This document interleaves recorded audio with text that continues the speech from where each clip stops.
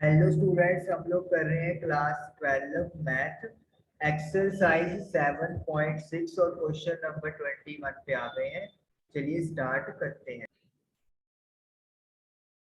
तो हमारे पास 21st क्वेश्चन है e की power 2x sine x dx। तो हमें इस फंक्शन का इंटेग्रल करना है। तो स्टार्ट करते हैं।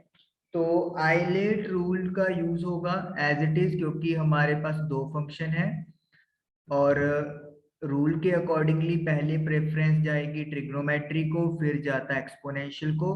तो इसका मतलब क्या है कि हम लोग इसे लिख लेंगे साइन एक्स मल्टीप्लाई बाय ई की power 2x। This is function u, this is the function v। अब हमारे पास जो फॉर्मूला है वो हम लोग लिखेंगे यहाँ पर।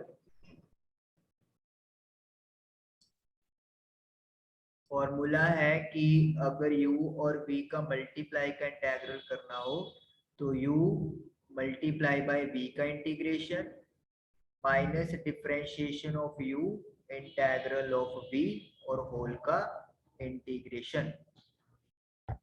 चलिए स्टार्ट करते हैं। u मतलब साइन x जो है वो हम लोग एज इट इज लिख देंगे और v का हमें इंटीग्रेशन करना है e की पावर 2x का माइनस डिफरेंशिएशन ऑफ u यानी कि साइन x का डिफरेंशिएशन और मल्टीप्लाई करेंगे इंटीग्रल ऑफ e की पावर 2x का और इस सारे का इंटीग्रेशन।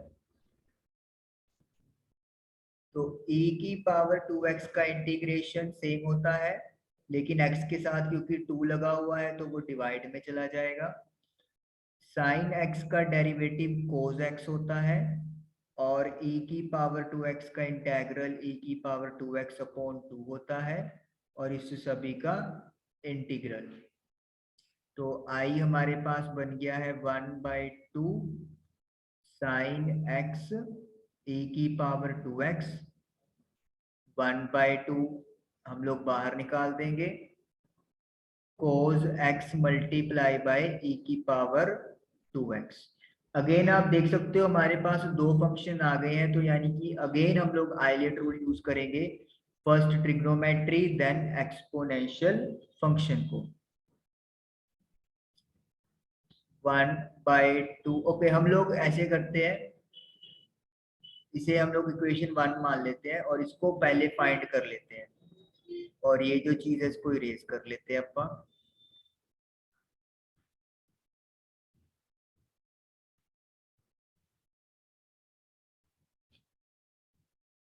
चलिए, तो cos x multiply by e की पावर 2x।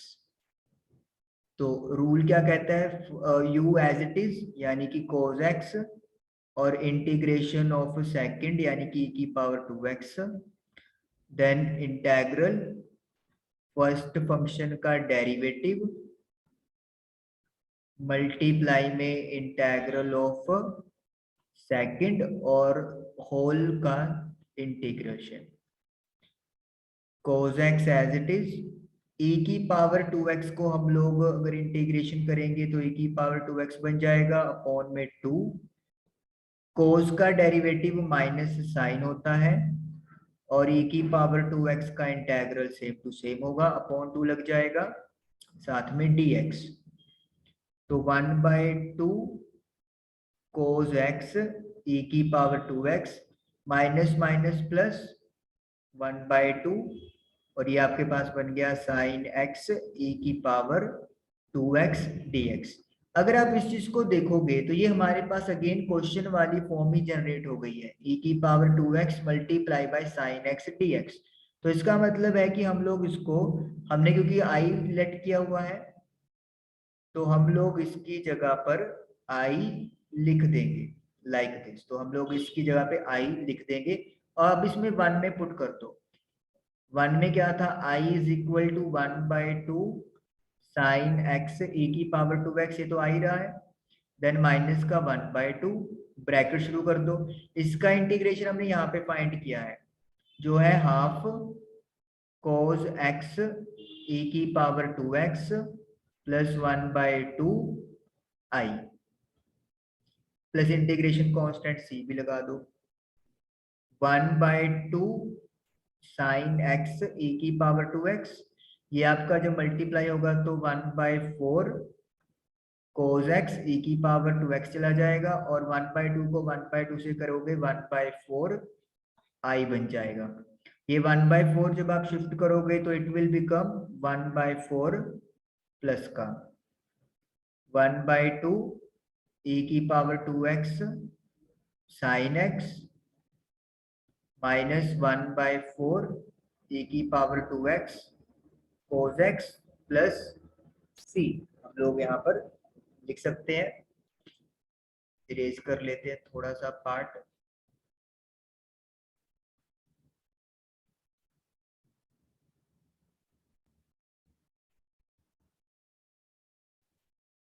ओके, 1 में 1/4 ऐड करेंगे तो इट विल बी 5/4i और e की पावर 2x अपॉन 2 कॉमन ले लो तो यहाँ पे आपके पास बचेगा sine x minus cos x upon 2 plus integration constant that is c।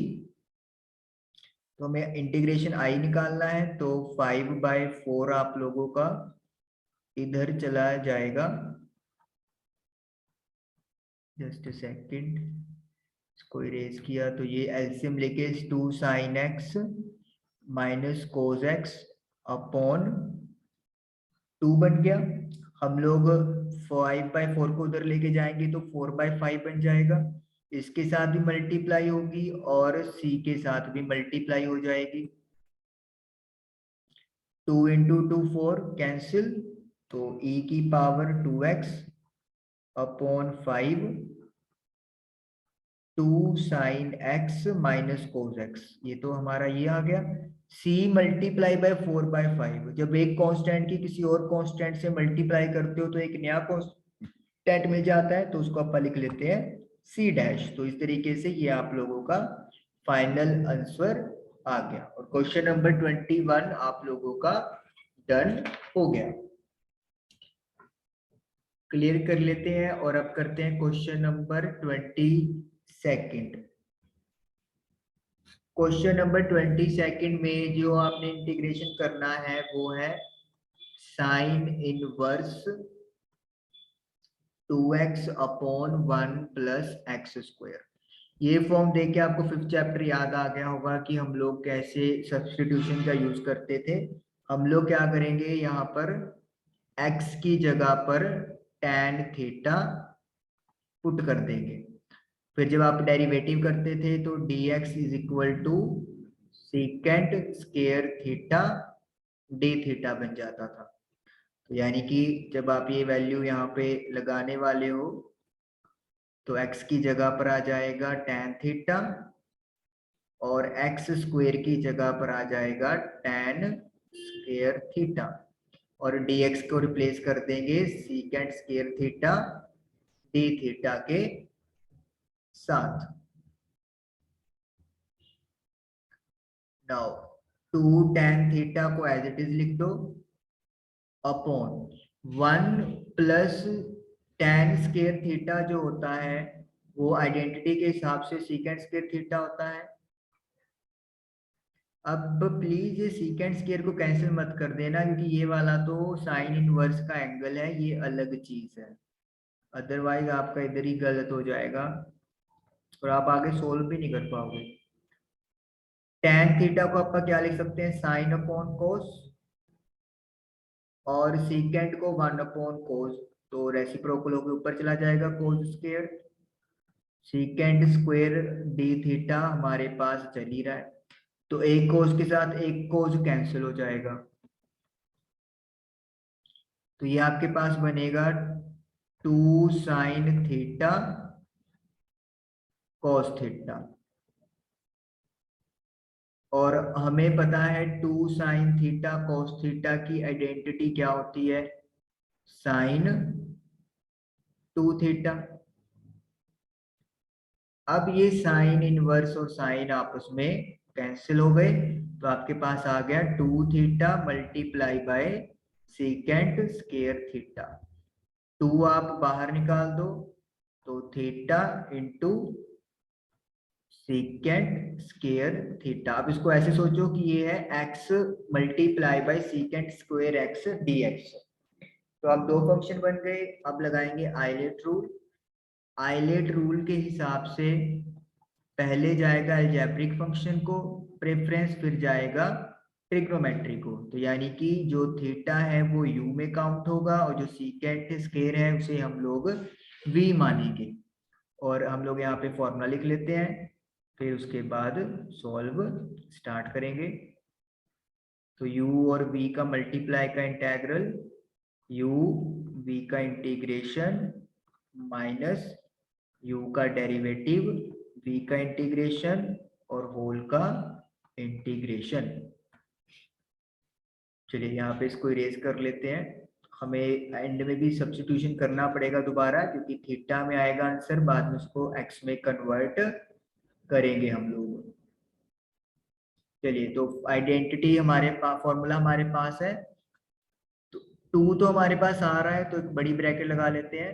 तो u as it is theta और integration of secant square theta, बड़ा integration derivative of theta multiply by integration of secant square theta d theta और इस whole का integral.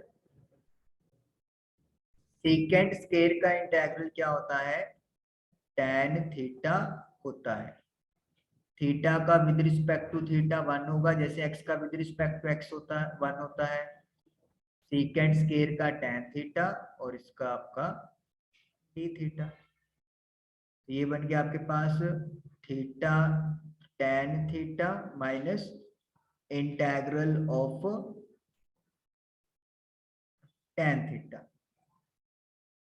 अब integration चाहिए आप लोगों को tan थीटा की, उसकी इंटीग्रेशन क्या होती है? log cos x। ठीक है, कैसे? आप लोग cos x का वो करोगे डेरिवेटिव, तो ये बन जाएगा 1 अपॉन cos, और cos का डेरिवेटिव माइनस का साइन, तो यानी कि माइनस का tan x होता है।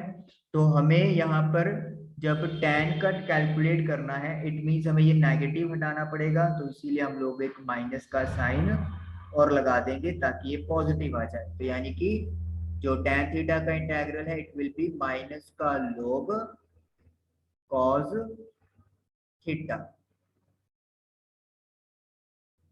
ये आपके पास बन गया 2 theta tan theta minus minus plus 2 log cos theta. ये हमारे पास आ गई वैल्यू। अब हम लोगों ने इसको एक बार रेज कर लेते हैं। दोबारा x की टर्म में आंसर लिखना है, तो हम लोग अब नेक्स्ट स्टेप वही करेंगे।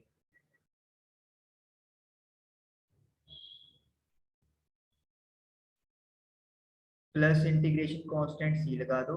हम लोगों ने, अगर आपको याद हो, तो x को tan थीटा पुट किया था, तो इसका मतलब है कि जो थीटा है वो आपके पास tan इनवर्स x बन गया। तो अब क्या करेंगे? फाइनल आंसर में 2 थीटा आ रहा है, थीटा की जगह पर लिख देंगे tan इनवर्स x, और tan थीटा है तो यानी कि x लिखेंगे, प्लस 2 log cos थीटा हमें फाइंड करना है। देखिए, tan का मतलब होता है perpendicular upon base. Perpendicular x है और बेस आपका बाय डिफॉल्ट 1 है। तो अगर हमें हाइपोटेनस निकालना है तो हमें परपेंडिकुलर का स्क्वायर और बेस का स्क्वायर करके उसका रूट करना पड़ेगा। तो ये तो रूट तो आगे पॉसिबल नहीं हो पाएगा। कॉस का फॉर्मूला क्या होता है? कॉस होता है आपके पास बेस अपॉन हाइपोटेनियस। बेस 1 है और हाइपोटेनियस है 1 प्लस एक्स स्क्वायर, क्योंकि 1 का स्क्वायर 1 होता है। तो यानी कि कॉस थीटा को रिप्लेस कर दिया जाएगा 1 अपॉन 1 प्लस एक्स स्क्वायर के रूट के 7। इसको थोड़ा सा बेटर फॉर्म में लिख लेते हैं हम लोग। 2x tan इनवर्स x, क्योंकि इससे x और x की मल्टीप्लाई लगती है जो कि गलत है, आपको x से आगे कर दो शिफ्ट। अब जब आप इसको माइनस का 2 लिखेंगे, इसका मतलब हमने माइनस कैसे लगाया कि अपन log की जो वैल्यू है उसको ऊपर शिफ्ट कर रहे हैं, लाइक दैट 1 प्लस एक्स का होल स्क्वायर का 1/2 अपन ने आगे शिफ्ट, ऊपर नोमिनेटर डिनोमिनेटर जब इंटरचेंज करते हो तो साइन पलट जाता है log का, तो इसीलिए हमने यहाँ पर नेगेटिव लगा दिया। अब log की प्रॉपर्टी आपको एक पता है कि अगर x की कुछ पावर होती है तो उसको आगे लिख सकते हैं log से, तो यानी कि 1/2 हम लोग आगे लिख देंगे। 2 के साथ 2 कैंसिल हो जाएगा,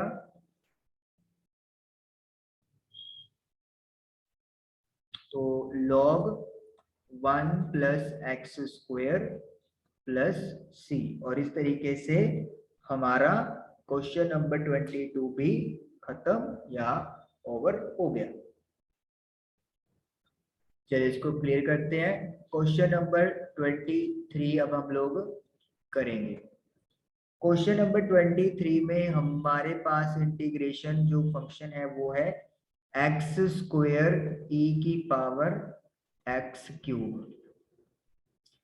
चलिए बड़ा आसान है, दिख रहा है एक्स क्यूब का डेरिवेटिव इधर मौजूद है, तो हम लोग क्या करेंगे, एक्स क्यूब को टी पुट कर देंगे, तो डेरिवेटिव 3x स्क्वायर हो गया, और t का डेरिवेटिव dt बाय dx कर देंगे, यानी कि dx की वैल्यू आ गई dt divided by 3x square. तो x square multiply by x cube की जगह पे टी पुट कर दो, और dx की जगह पर dt divided by 3x square. X square cancel हो जाएगा, तो 1/3 et dt। अब आपको पता है e की पावर कुछ भी हो तो सेम टू सेम इंटेग्रल आ जाता है, plus integration constant that is c, और t को रिप्लेस कर दो एक्स क्यूब के साथ, क्योंकि फाइनल आंसर हमें दोबारा वहीं पे लेके आना होता है जहां से हम लोग शुरुआत करते हैं। तो इस तरीके से क्वेश्चन नंबर 23 आप लोगों का डन हो गया। Okay, now let us do question number 24। 24 में आप लोगों को e की power x secant x 1 plus tan x का इंटेग्रल फाइंड करना है। ऐसे को देख के आपको पहले दिमाग में ही चला जाता है कि अगर हमारे पास ऐसा फॉर्म बन जाए fx प्लस उसका डेरिवेटिव, तो फिर हमारे लिए इंटीग्रेशन निकालनी बहुत आसान हो जाती है, क्योंकि by property we can directly write ex into fx plus integration constant. तो चलिए यहाँ से तो नहीं नजर आ रहा क्योंकि सीकेंट का डेरिवेटिव भी नहीं है और 1 प्लस tan का भी डेरिवेटिव यहाँ पे नहीं है, तो हम लोग यहाँ पे थोड़ा सा ब्रैकेट को ओपन कर लेते हैं, मल्टीप्लाई कर लेते हैं। सीकेंट एक्स की 1 से किया सीकेंट एक्स, और सीकेंट को tan से किया सीकेंट इंटू tan एक्स। अब आप क्लियरली देख सकते हो कि सीकेंट एक्स का जो डेरिवेटिव है वो secant x into tan x यहाँ पर प्रेजेंट है, तो फिर बाय फॉर्मूला क्या बनना चाहिए, e की पावर x और fx जिसका डेरिवेटिव है, तो यानी कि सीकेंट एक्स और integration constant that is c। तो इस तरीके से बड़ी आसानी से हमारा 24th क्वेश्चन भी डन हो गया। तो हमारा 7.6 एक्सरसाइज आज कंप्लीट हुआ, 24 क्वेश्चन सारे डन हुए। आई होप कि आपको समझ में आया होगा। Thank you for watching the video.